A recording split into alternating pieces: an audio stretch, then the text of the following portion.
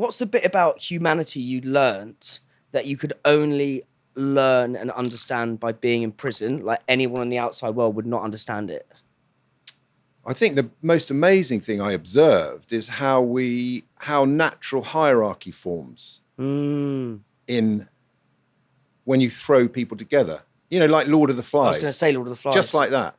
And it is so interesting to watch because, I mean, obviously I was with men, so I can only talk for a group of men in this instance, but I don't know whether it's the same with women. But you throw them in the room, in the environment, it's totally unregulated. And these are all people who hate structure and rules. And immediately what they do is they create structure and rules, and in the form of a hierarchy. And that was the most amazing thing to see, was how structured it was. Not by the system. The system has structure, you know, like you can only move every hour, 10 minutes in every hour. It has loads of rules about how you should operate. But the real structure in a prison comes from the prisoners. Yes. And the rules associated with surviving in that environment. And so it's almost our human, when everything's stripped away from you and you're put together with a group of people and humans, it's our innate desire to have ultimately like chimps, like hierarchies and leaders and followers. Yeah, and it's and so how does that actually work on a day-to-day basis? Is it like you know, fucking teabag with his pocket out? Really? Yeah, I mean it is. So how did it form? At some level, that is. But within the group, you're assigned your group. So what group were you in? The whites. It's all basically race based. In the first one, they did have in the first one, because it was an immigration prison. It wasn't an immigration prison. It was a prison made up of immigrants. Yeah. Of which I was one, because of course I'm not American. Yeah. And in that prison, they had groups, but all of the Mexican and South American gangs were groups. Mm-hmm. And then they had us, which were the others. We were called the others. And that was like, we were like a sort of merry band of oddballs. And, you know, we had some Russians, some Israelis. Who else do we have? Basically everyone who wasn't in the main groups were in the others. Yeah. And, but in the real prisons, it's basically done on race. Right. And so you join the whites. Yeah. And then how does the leader form? Well, I wasn't privy to that because I turn up and then it's already in place. And what was your leader in one of the whites? One of them, he was a fearsome man. Oh, fearsome man. That's such a beautifully polite British way of putting it. No, he was lunatic. Everyone was shit scared of him. And I don't mean everyone in our group. I mean in the whole prison. So at least you had the good leader. He was brilliant. Yeah. But really edgy. I mean, unhinged. Right, okay. I need to know, what is this? Is he tall, old? No, he was quite tall, but he was massive. He was unit, big hench. guy, yeah. Yeah. And tattoos or lots of tattoos. Formidable. Incredibly strong. Like strong as in physically strong, yeah. And also used to do the most incredible yoga. I mean, he had his sentence was like 40 years. What, do you know what he'd done or he didn't ask? Yeah, I think he'd killed 6 people. Fuck me. Of a rival gang. Somewhere in America? Yeah. I don't know that for a fact. This may sound like a really crazy question, but like, what leadership lessons did you take from him, if any? I'm not sure I took any leadership lessons. I mean, maybe to be uncompromising. He was totally uncompromising. Give me an example of that. Well, I mean, you never fucked with him.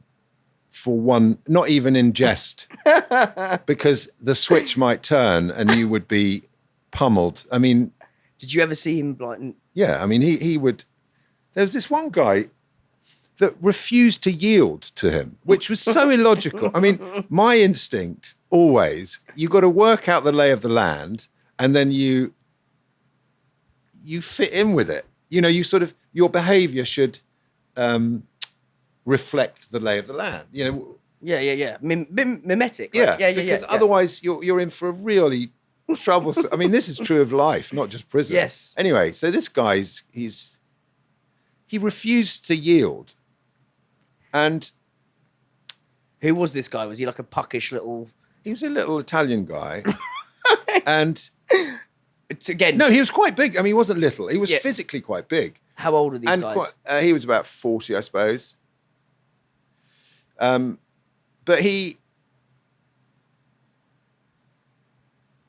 You know, some people just can't bear yielding. Yielding As in sort of giving way Yeah. to someone else. You know, like it's like the sort of So this it's a weakness. this Like Italian guy want to be the head guy. doesn't want to be the head guy. No, there's nothing like that. He just wouldn't give into it. Yeah, he just doesn't. So if the head guy would say, I'm not going to use any names because it's not fair. Okay. But if the head guy would say, the thing about being in the gang is you've got to do what you're told. That's the whole idea. Right. So the quid pro quo is, we'll stop you getting raped. We'll stop your food being stolen. We'll look after you. If anyone causes you any trouble, we'll collectively, we'll take care of it. That's the deal. But you have to do what we tell you. That's the deal. And so I accepted that happily, as long as they didn't make me do anything terrible. I wouldn't do. I said on the first day, I said I won't. So we came up with a little agreement. But what was the agreement? Well, only that I would do the negotiation stuff rather than anything. You'd negotiate nasty. with the other gangs. Yeah. Rather than anything nasty. I can't imagine you with like going. I can imagine you smooth talking your way out. I of can things. do that. Yeah, and imagine you going into a cell with a knife. Being No, like, I'm not into that. Fuck that, I just mate. couldn't do that. Yeah, I'm not into that. No, that's amazing. That's Wait, not my so thing. Yeah. because it's just fascinating. Like, if you prisons ultimately, it's a great microscope to analyze humanity. Oh, and it's totally, fascinating. yeah. It's like, I mean, and I think some of the stuff you're saying, Reardon, of like, be uncompromising, you know, understand the lay of the land, and that's ultimately, if you pull this into business, it's ultimately what company cultures are, founders are. We've got this innate desire to do these things. It's mad. And so this little puckish Italian geezer, right?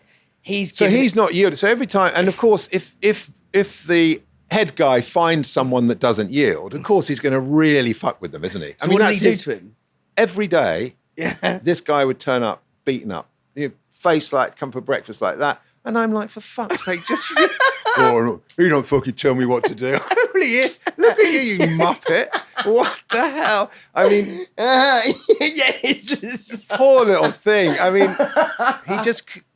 Yeah, it's like, mate, there's uncompromising, but fuck me. Like, yeah. So, but for me, they were amazingly good.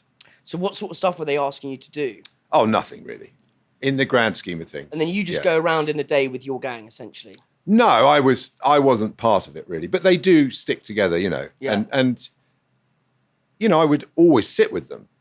You sit with them at meal times, and I got very friendly with the Italians, who are a subsection of the whites. Yeah.